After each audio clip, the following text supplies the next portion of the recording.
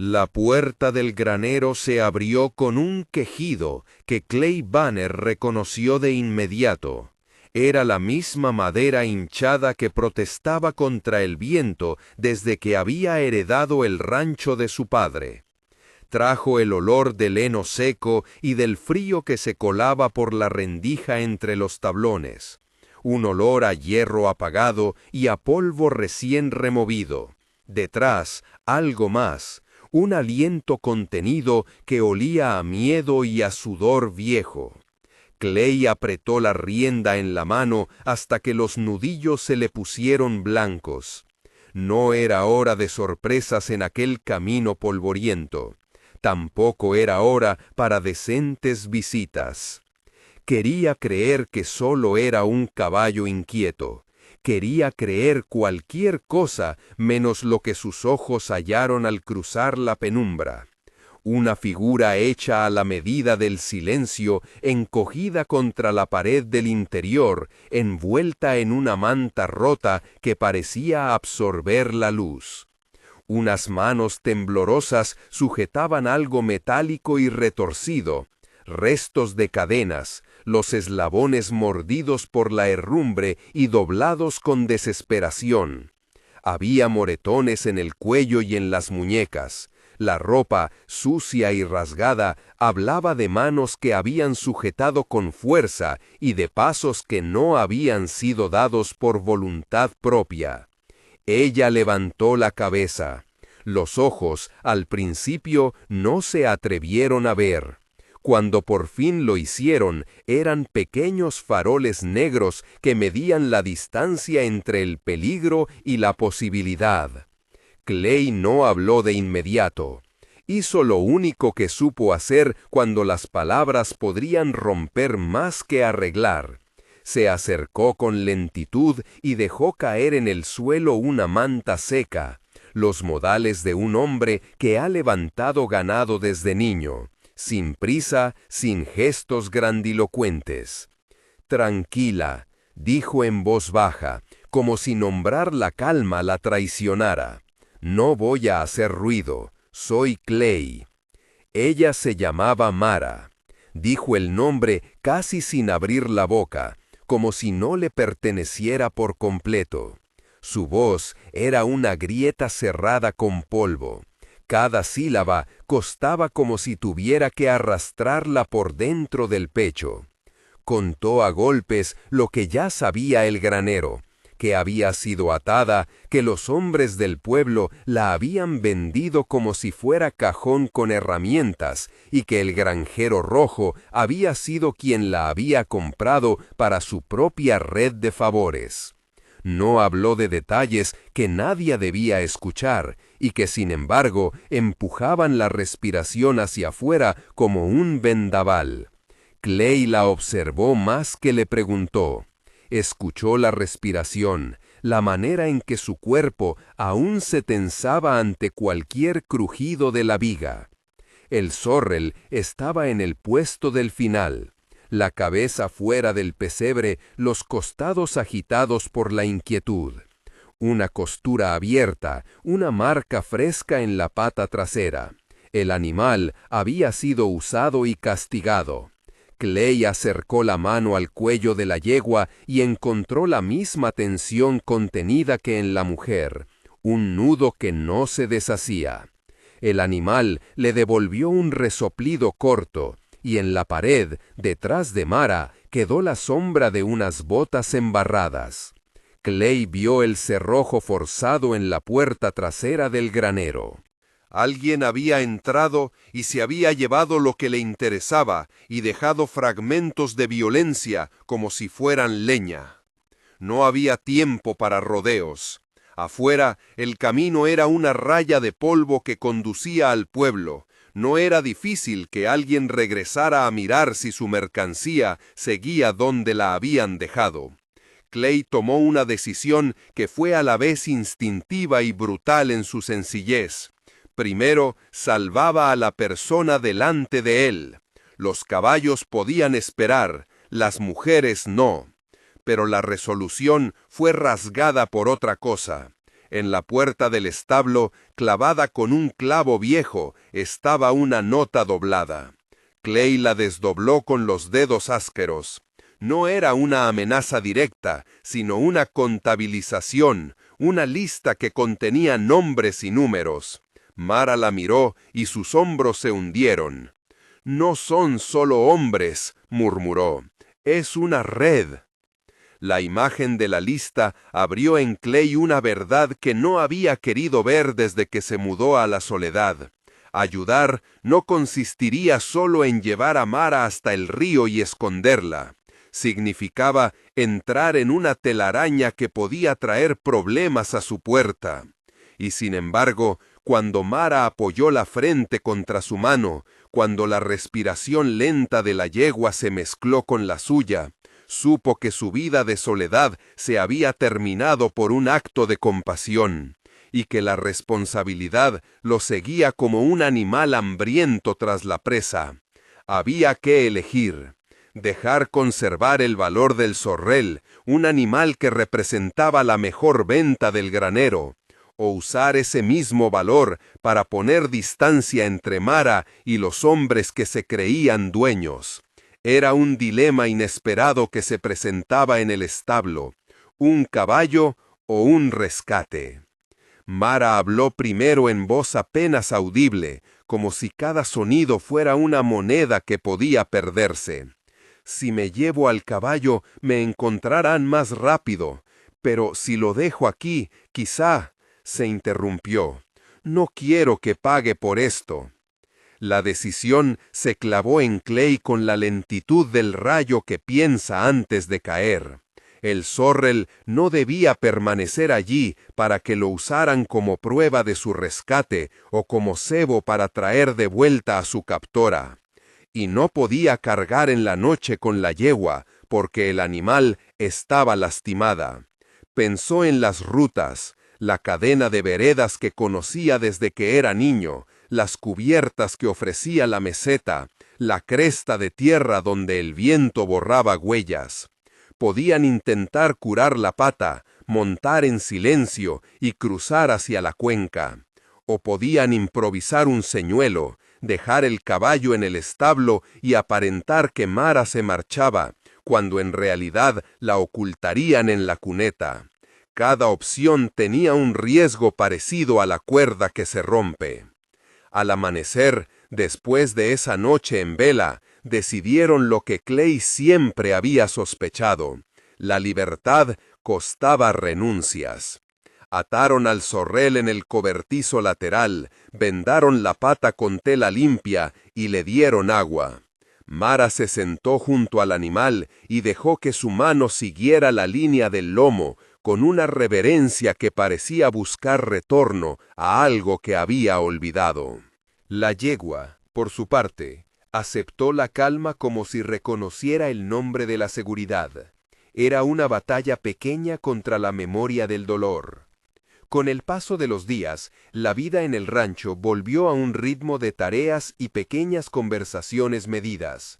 Clay le enseñó a Mara a agarrar un lazo, a conocer los puntos ciegos del establo, a escuchar el idioma de los animales. No fue enseñanza de víctima a heroína, sino entrenamiento rudo que le devolviera control sobre su cuerpo. El manejo del caballo fue central. El zorrel, que Mara nombró zorrel por falta de imaginación y por el hierro evidente en su pelo, se convirtió en su espejo. Aprendió a dirigir la marcha con la parte más firme del cuerpo, a dejar que el animal la sostuviera y no la arrastrara. Cada amanecer parecían dos piezas que se engrasaban con cuidado mutuo.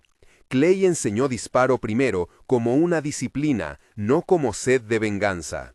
Le mostró a Mara cómo apoyar la culata en el hombro y cómo respirar antes de apretar el gatillo. Le habló de marcar blancos con una calma de labriego, apuntar para que la bala fuera medida, no para que el odio mandara. Lo mismo con las trampas que prepararon en la verja de entrada. No buscaban la muerte como celebración, sino la detención como instrumento. Colocaron anzuelos en la tierra para desviar vehículos y unos mechones de alambre para hacer ruido. trampas que escandalizarían a un jinete imprudente sin convertir la venganza en espectáculo. Durante esas semanas, la paciencia de Clay tuvo su prueba. No era fácil para él abrir las puertas de su casa a la compañía de nadie. Había perdido a su mujer hace años por un silencio más largo que el duelo. Las ausencias se le habían vuelto como muebles, aprendió a existir alrededor de ellas. Mara lo obligaba a caminar por dentro de su propia memoria. Él cuidaba la casa, ella la llenaba con tareas que eran de dos y no bastaban para ser solo de uno. Y cuando la gente del pueblo murmuraba en el salón sobre la intranquilidad de la región, Clay se mantenía en su terreno, resuelto a no provocar una guerra que no buscaba. Era a la vez protector y hombre que temía a su propio músculo. Los nombres de los que había figurado en la lista volvieron como sombras en la cosecha. Jerro y sus hombres aparecieron más de una vez como rumores, a caballo por la llanura, con risas huecas que se perdían con el viento. El granjero rojo no salió del pueblo con sus propias manos manchadas de barro, sino con testaferros y cuentas escritas en papeles de deuda.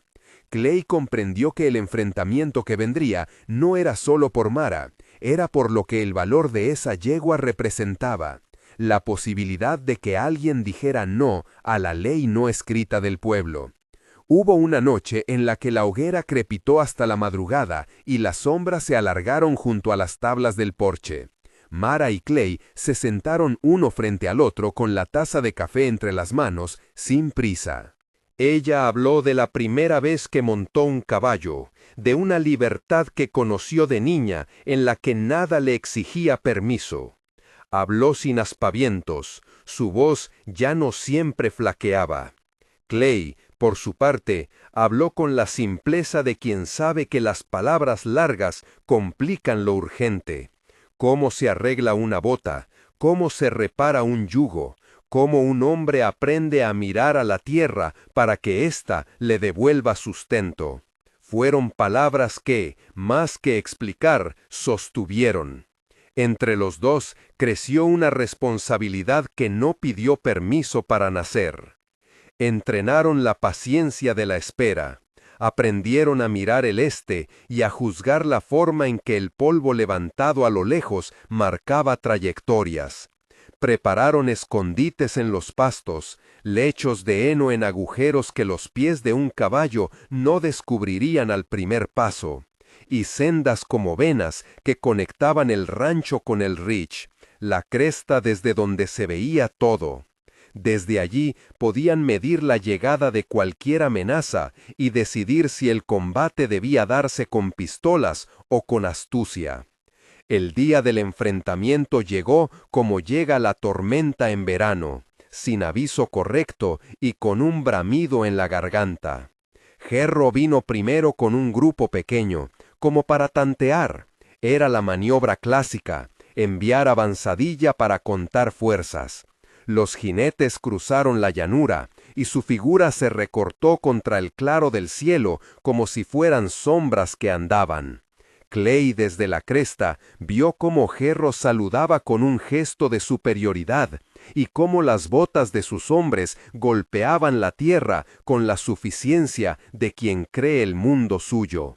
Lo que siguió fue una coreografía de decisiones que se había ensayado con manos torpes y ojos que ahora no temblaban. Las trampas hicieron su ruido. Un coche cojeó, un caballo se detuvo con un bufido y dos hombres murieron atrapados en la maraña de alambres que los sorprendió. No hubo heroísmo glamuroso, hubo gritos, el olor de pólvora y la tos de la tierra cuando alguien cayó y dejó de luchar. Jerro, al ver la trampa, comprendió que el rancho no era el coto de caza que imaginaba. Avanzó, furioso, hacia la puerta. La confrontación en el granero fue breve y terrible. Clay y Mara estaban dentro del establecimiento. La yegua relinchó en el fondo como si su propia angustia se hubiera multiplicado. Jerro y dos hombres entraron con la violencia de quien resuelve por la fuerza. Hubo un intercambio de disparos. Clay movía el cuerpo con la lentitud de los que saben que la prisa mata. Se protegía detrás de una viga y soltaba, medido, cada tiro. Mara, por su parte, se mantuvo en la distancia que le permitía obedecer la instrucción que Clay le había dado: apuntar al hombro, no al pecho, hacerse dueña del arma sin que fuese dueña de ella. Una bala rozó la madera y el polvo de aserrín bajó como lluvia. Cuando por fin el ruido cesó, 2 hombres estaban tendidos en la tierra fría del granero. Respiraban con lentitud que no prometía mucho. Uno tenía la cara cubierta por la sombra de un sombrero caído. Hierro. El tercero dejó el arma en el suelo y apoyó las manos en la rodilla, con un gruñido que era menos amenaza que reconocimiento. No hubo gritos de victoria, solo un peso que se posó como una almohada incómoda. Clay no sintió alivio, solo la gravedad de lo que se había efectuado. Mara se tambaleó hacia la puerta y vomitó la rabia contenida en silencios largos. No hubo celebraciones.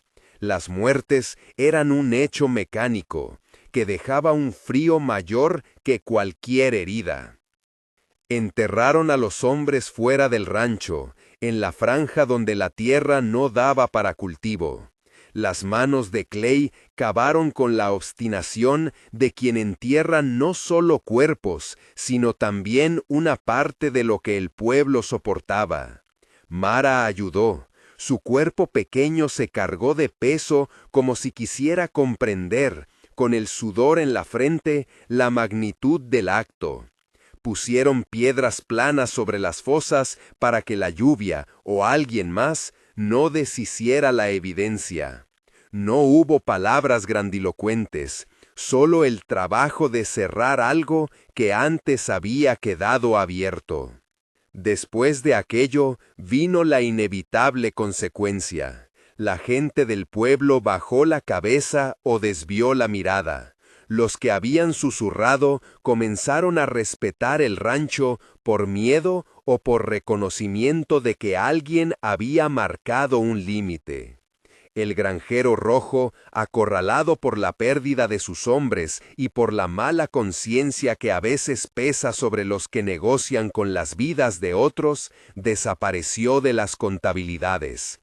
Clay y Mara no celebraron. La justicia no era limpia cuando costaba vidas, pero al menos la red se había rasgado. La reconstrucción fue lento material. Las noches traían recuerdos. Mara en ocasiones despertaba sobresaltada, con la mano buscando las cadenas que ya no estaban. Había aprendido a coser la tela de sus camisas y a limpiar la sangre de las heridas sin hacer preguntas. Clay la observaba con la mezcla de orgullo y pena con que se mira un campo que ha perdido una cosecha, pero sigue plantado. Poco a poco, la yegua recuperó su fuerza. Hacia el final del verano, Sorrel ya podía trotar con decisión en la vereda.